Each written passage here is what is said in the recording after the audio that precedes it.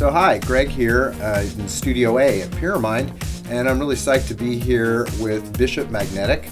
I've got Sason Perry here and Meikee Magnetic. Sason Bishop Perry. Excuse me. Well, we're going to get to that, right? So first of all, it's really cool to be here with you guys. We've been doing some mixing in the studio together, and the first track that we worked on, Love Turns to Dust, has had some really great response to it, and was actually chosen as one of the final tracks for our last test press. And so it's going to be coming out on Beatport. Talk a little bit about the synths that you're using in Ableton. I'm using Sason, which is it's a great soft synth, and I've been using that and getting a bunch of patches online for it. And then we also have Massive. So those are the two main ones. You put a really deep, low synth riding across the kick. I'll tell you what that is. It's a Korg MS-2000 that I bought in Tokyo, Japan, back in 2000. I was living there, and I saw that keyboard. It's a beautiful blue synth. It has like knobs, it's analog digital, and I felt it has a vocoder. I fell in love with it like instantly. I saw it in Shibuya in a music store, and I was like, took me like 3 seconds. Like, I'm buying this. Had a sequencer. So that's the keyboard that does that low sub. So did you just sample that and then place it under the kicks? I played it, and then I drove it into Ableton and just recorded it. Talk a little bit about the synth lines, because there's a lot of melodic Sason really, there. He's a big supporter of my playing, and he's like, hey, he gave me the idea, and I started singing like this melody, and then I started like, I know the perfect sound, and so we kind of came up with that together.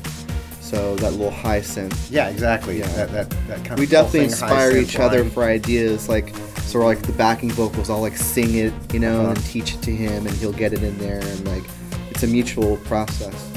Well, the layout on the tracks themselves is not that complicated. I mean, but the signal flow is, in terms of the processor chains. Some of the processing is pretty extensive, like on the vocals. With his voice, I tried to like give it a little bit of grit, and not so much delay, and I just kind of have it just kind of in your face, a little distorty, a little kind of telephone effecty. The synths make it so poppy that the vocal, with the distortion and with all the effects on it, makes it a little bit more dark, a little bit more edgy, and from that sense, because like you said, it's already a huge pop sound. Yeah, maybe the last thing I want to comment on are the drums, because one of the cool things about the drums for me, as I was mixing the track, was to see that they were really analog recorded drums. That's exactly what they are. Yeah, and they're not, synth or drum machine sounds. Yeah, well, that idea was just, we're listening to the track, and I'm like, Sason,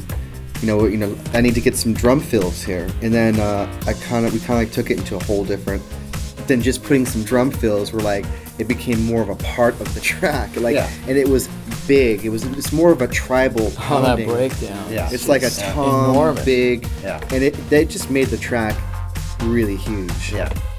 Well, this has been a lot of fun chatting with you guys here in the studio, and it gives us a chance now to turn around and actually check out your track a little bit. And I'm going to just show a little bit of the signal processing, some of the signal flow, and how the session was set up for final mixdown. So let's check it out. Awesome. So yeah, let's take a look at the Love Turns to Dust mix here. So Meikee and Sason had a pretty strong vision for what they were looking for in this tune.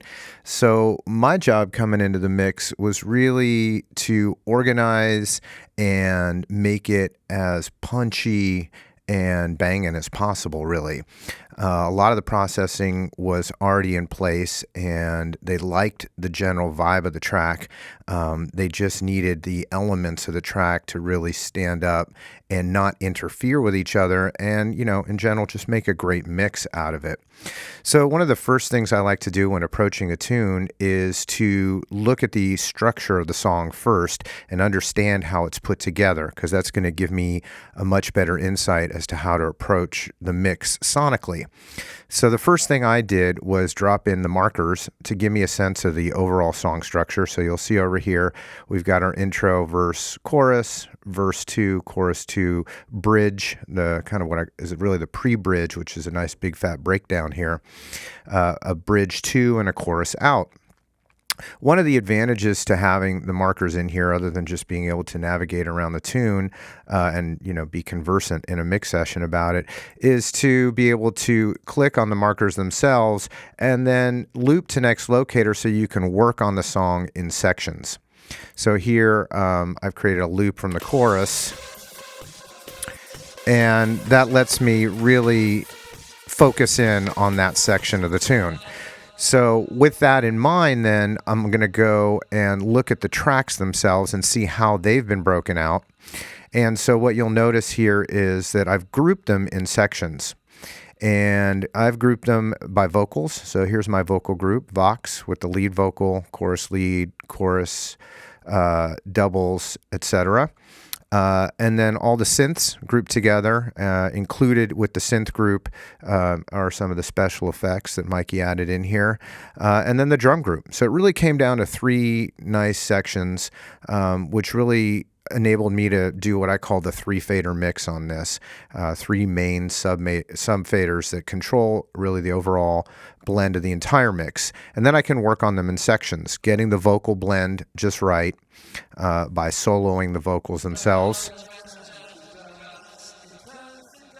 and really understanding what kind of processing is involved in each section and how to best maximize each of those sections and get an early pop in the mix. One of the interesting things here on the lead vocal is if you solo actually just the very lead vocal itself, you'll notice it's bone dry. Yeah, there's a lot of processing on it, a lot of saturation going on, a lot of compression. I've added an additional compressor on the end of the chain, a third-party McDSP channel G, to control all of that processing. But you'll notice there's quite a bit going on here. And I'm not going to get into all the details of that right now. But what's interesting to note is that the lead vocal itself is totally dry, but that there's a big fat reverb on the chorus 3 track that gives it a lot of shimmer and decay on the backside. So if we listen to, for example, verse 2 here, I'll loop this section here.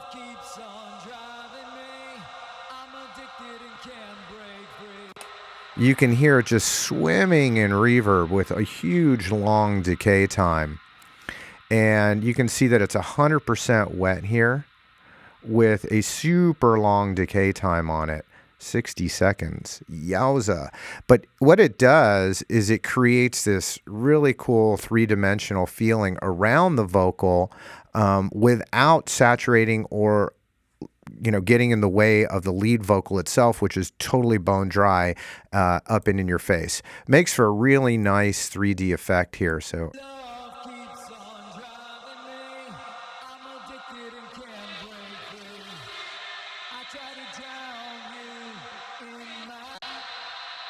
So moving on into, just some of the, use of actually carving out space in the mix to make room for that kind of 3-dimensional vocal sound. What you'll notice here is some heavy use of EQ8 and carving out a lot of the low end in the vocal choruses in order to make room and give a lot of presence to the lead. So here in this case, you'll see a lot of low frequency roll off in the 500 and everything below area on some of these backing vocals, which kind of enhances that saturation distortion effect. You'll see that here in the chorus 1. And this just has a doubling effect on it. It's kind of panned off to the left to support the main vocal itself. And if you hear those two together here,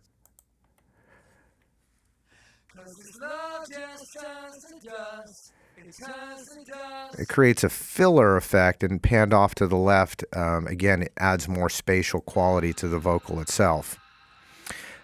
More use of the high-pass filters came into play on the synth tracks as well. And the synth tracks, one of the cool parts that we just talked about a minute ago with Meikee was this breakdown here. And you'll notice, right, you can hear that bass sub. There's the bass sub that's resonating. That's the modular synth that was sampled to give it that really cool just sub effect. And there it is. You can see it just looped out against the kick. And one of the things that we did to make room for that and really give it a lot of presence in the mix was the Synth 1 track, which is one of the silents used in this mix. You'll notice here that there's an auto filter on it, and that there's actually some auto filter automation going on here. And what happens is, leading up to the bridge, it's nice and thick, and then when you hit the bridge, boom, the auto filter automation just kicks in. It just kicks in, turns on the auto filter, makes it real thin sounding, and just enhances the impact when that sub hits underneath the kick. So let's hear how that sounds in context with the track here. So thick and real thin now on top of it. So it creates a dramatic effect, so that you feel that sub, but then there's also something going up on the top end where that synth gets all really thin at the same time, kind of pulling your ear in two different directions. And it makes for a nice dramatic breakdown in the track. A couple other things here that's worth noting in this mix is the use of the glue compressor. Really love this compressor a lot. Originally we talked about doing these mixes, and I tend to like to mix in Pro Tools a lot because of the access to a lot of third-party plugs and various other reasons. But one of the things that's really drawn me to mixing in Ableton Live now is the new feature sets in Ableton 9. And one of those is the glue compressor. And you'll notice that on the submix for the drums, I've got a glue compressor here that's giving it a kind of a nice, heavy, warm, pumping feeling. Using the soft clip on here, 100% wet. I'm not really applying any parallel compression on it, but a relatively slow attack. And this is based off of the gentle 2-bus sidechain compression preset in Ableton, moderately tweaked with a bit of makeup gain on it, just adding enough punch to the drums to make them really stand up. Each one of the tracks themselves has their own processing on them, and one of the cool things worth noting here as well is these nice toms up at the front, which were all acoustically recorded originally. You can check those out, right? And those were just pretty meticulously cut into the mix and give the whole opening of the song kind of a nice tribal, dramatic feel. And again, wanted to keep those nice and dry and up in your face and really just have a lot of impact in the mix. So at the end of the day, what's cool about the way this was put together is it enabled me to literally compress the entire mix down to 3 channels and then blend each of the segments together to taste. So it's like, well, how are the drums doing here? Yeah, we want them to be a little punchier, so I can actually look at the drums as a group and just bring them up in volume on their own here relative to the whole mix. So for example here, in this case, let's jump over to the verse.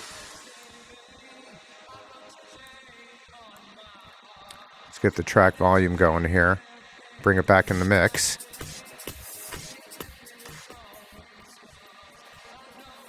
So it really lets you dial in the right blend of drums to the mix, especially when you're dealing with a pop tune and you're trying to get them to sit right with the vocals. And that was really important in this mix, to get that right blend. And really easy to do stems too for live. You can just break them out like this and work on these as sections, whether it's just vocals, just the synths, or just the drums. So really easy to just dial into any one of those 3, and then create an overall blend that's appealing. And you can kind of, bounce out a few different mixes and say, well, let's do a mix with the vocals up a little, maybe the mix with the little vocals down a little bit, and get it just to where you're feeling right about it. I guess last, maybe but not least, it's important to note that on the master fader, I generally don't like any processing, but you'll notice there's a multi-band compressor here. And really, this multi-band compressor, in the case of this mix, is used just as a client reference point, so I can give it some quick and dirty mastering before they actually, so that they can hear what it could sound like with some mastering. But when I actually print out the mix to go to mastering, I don't use the multi-band compressor at all. If you're wondering also why the master fader here is so low, it's only to accommodate this recording session to show you the session. Other than that, I make sure that the master fader is definitely at unity gain. Speaking of unity gain, one of the other cool things I like to be able to do is within a track that already has a lot of automation in it, it's often nice to be able to adjust the gain of the track relative to the mix without having to adjust all the automation. And one of the cool ways to do that is to put a utility at the end of your effects chain, and that way you can ride the entire vocal track without having to go back and try to readjust all the automation or move all the automation moves. So handy tip there, when you're, kind of post-automation and still trying to blend your tracks and get them right, combination of utility and grouped faders really makes that process a whole lot easier. Anyway, so that's a little look at the BishopeMagnetic Love Turns to Dust track. Hope you dig that, and hope you dig the track, and looking forward to bringing you some more insight on more mixes and tricks in Ableton Live soon. All right, this is Greg signing out. Take care.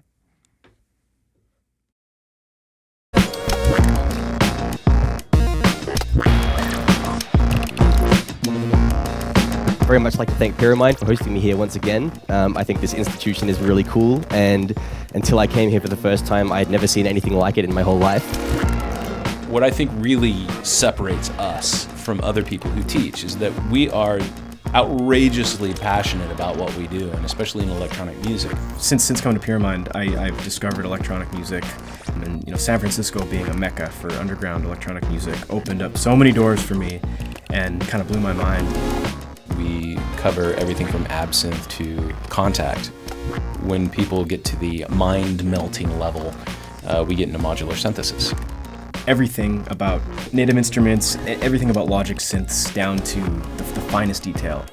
We learned it all. The fundamentals of understanding how things work, that's just essential. But then beyond that, there's so much more, and that's where it gets into just a lot of the artistic side of like the creative approach of why you do something, not just how. There's a lot of schools that just, they focus on the technicality of recording music, but I wanted something that would foster creativity and really help me develop as an artist as well. Each of our genre-specific programs comes in 4 levels. There's a basic, an advanced, a professional, and then a master's level. And the master's level is, of course, everything we do. It's the largest and most powerful programs that we can create for you.